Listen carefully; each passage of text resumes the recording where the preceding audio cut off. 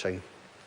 Members, we now come to debate on new Part 4. This is debate on new clauses 11 to 22. And the question is that new Part 4 stand part. I call Phil Twyford. Thank you, Mr Chairman. Very glad to take a call on Part 4 of the Housing Legislation Amendment Bill. Yet another great housing policy that we're having the opportunity to debate this afternoon in our House. And I must say how refreshing it is to finally have some good housing policy to debate. And for those of you who take an interest in #ChangeTheGovernment, this afternoon in the House is a little opportunity to get a feel for what it's going to be like after the election next year, because we're going to be in the House here discussing meaningful, transformational housing policy, like building 100,000 affordable homes for first home buyers, like taxing speculators. And Mr Chairman, Part 4 of this bill basically pushes out what's come to be known as the bright line test, from 2 years to 5 years. And let me explain to folks what that means. In September last year, in one of its many rushes of blood to the head about the housing crisis, the national government, presumably prompted by David Farrer's overnight polling, decided that they better make some kind of announcement on housing in order to try to placate an increasingly worried electorate about the effects of the housing crisis. And what they announced was a 2-year bright line, so that if a property investor sold a rental property within 2 years of buying it, then they would pay income tax on the capital gain. Now, ostensibly, this was the government acknowledging, even though they'd been denying for the last 2 years, that speculators were even a problem in the market. And the Minister, Nick Smith, doesn't even like to use the term speculator. He doesn't agree with the use of that term. This policy flip-flop by National, implementing a 2-year bright line test, was effectively an acknowledgement that speculation is a problem in the housing market. Now, we found out subsequently from government papers released under the Official Information Act that Treasury had done the modelling for the bright line test and estimated that the 2-year bright line would be likely to have an impact on a maximum of 1,000 of the nearly 80,000 house sales each year, and that it would raise just $18 million. That it would affect less than 2% of all house sales. So Treasury basically said a 2-year test on taxation, requiring income tax to be paid on the capital gain from the sale of a rental property within 2 years of its purchase. Treasury and a host of other government advisors basically said it would have virtually no impact. Did that stop the government from announcing it? I don't think so. Blundered on it. Because they saw a headline, they saw a press release and a headline, and if we've learned anything in Nick Smith's long parliamentary career, he starts with the press release and then works his way back through the policy development process in reverse, right back to trying to find the evidence to justify the policy, to support the press release. He is a master practitioner in the art of policy-based evidence making. Thank you very much, colleagues. So I think it's plain for anybody to see that under this national government, they have allowed property speculators to run riot, Mr Chairman. Property speculators are rampant, particularly in the Auckland market. And we see from the latest CoreLogic data that speculators account for 46% on average of all property transactions. Nearly half of all homes purchased at the moment in the Auckland housing market are being snapped up by speculators. And if anyone here reads the New Zealand Herald newspaper, they will know that people are making a killing, absolute killing, buying and selling properties, sometimes within days or even weeks of the original purchase, making hundreds of thousands of dollars in the process. It's so out of control that it's clear that many of these speculators are in fact paying income tax on it, but the housing market, as Nick Smith said today, is so out of control, the massive capital gains that people are making are such that they are not deterred by the prospect. Sir, Mr Chairman. Mr Chairman. Point of order, Grant Robertson. Chair, I raise a point of order under Speaker's ruling 87.5 that says that the minister who is responsible for the bill has to be in the chair or leave the chamber. The minister responsible for this bill is in the chamber but not in the chair. Either of those two options works for me, Mr Chair. Oh, that's very good of you to make that concession.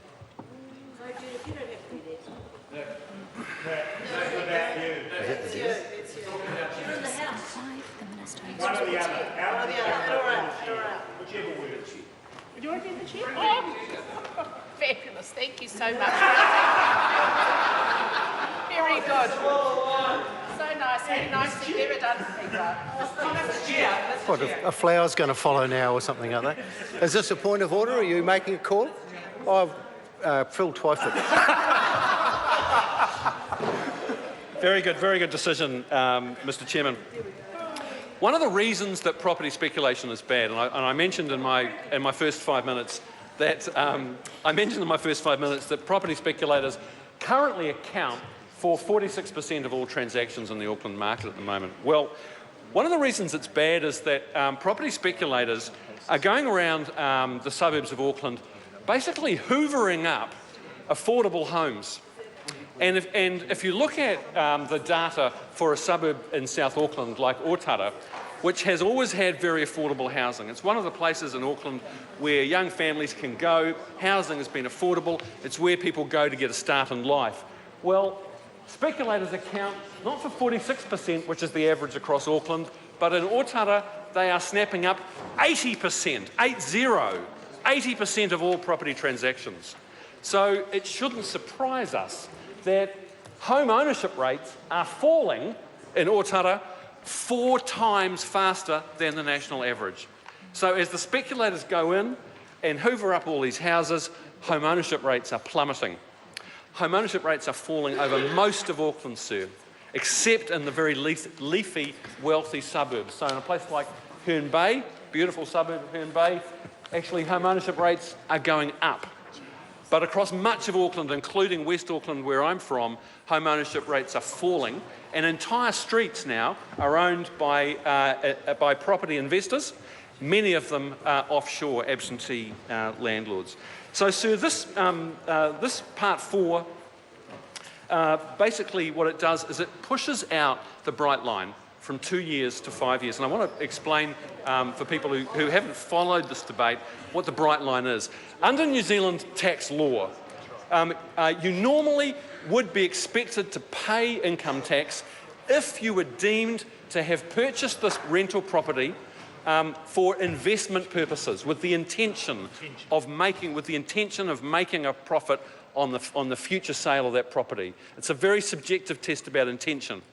But actually what the bright line does is says, no ifs, no buts. If you sell it within this period, 2 years in the case of the current law, 5 years in the case of our amendment, that you pay income tax regardless of your intention. So it overrides the intention test, and it effectively puts in place a capital gains test for residential property speculation.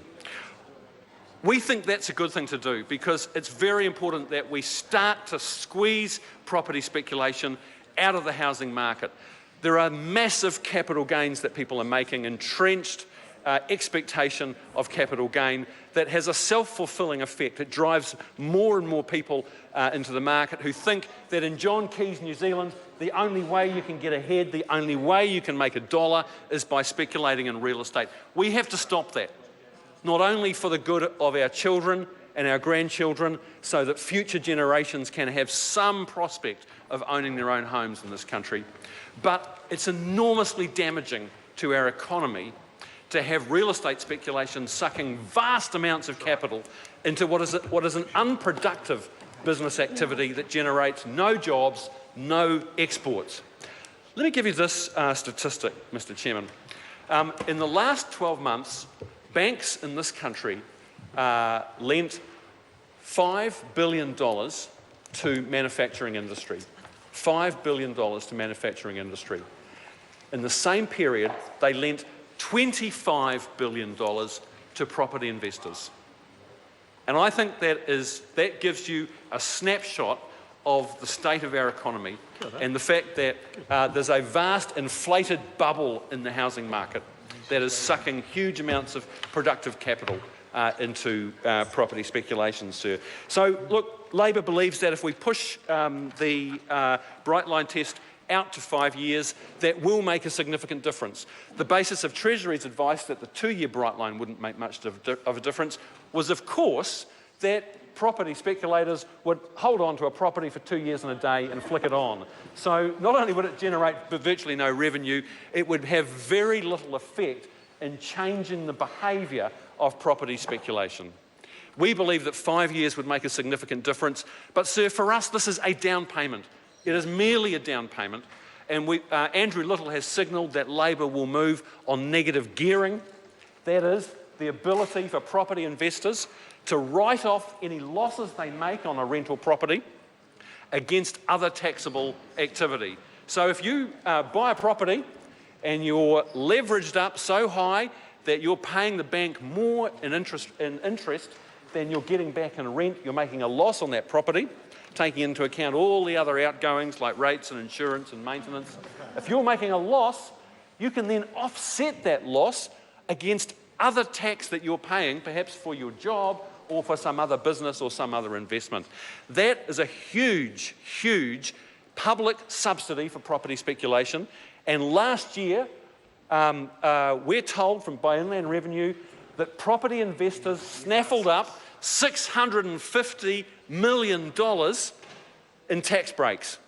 The public of New Zealand gave property speculators, some of whom own 6, 7 or 8 properties, they pocketed $650 million. Thank you very much, Mr. Taxpayer. So, sir, if we don't deal with the problem of property speculation, we will never, ever fix this broken housing market. If we build houses, if we reform the planning rules, we do all those things, we can get the market back in balance. Hopefully that will reduce the capital gains and drive the speculators out. But in our view, sir, fixing the tax settings that now incentivise a speculative mania in the housing market and threaten the very financial stability of our economy and our banking system, that has to be a top priority. And sir, that is what new Part 4 will do. Mr. Chair.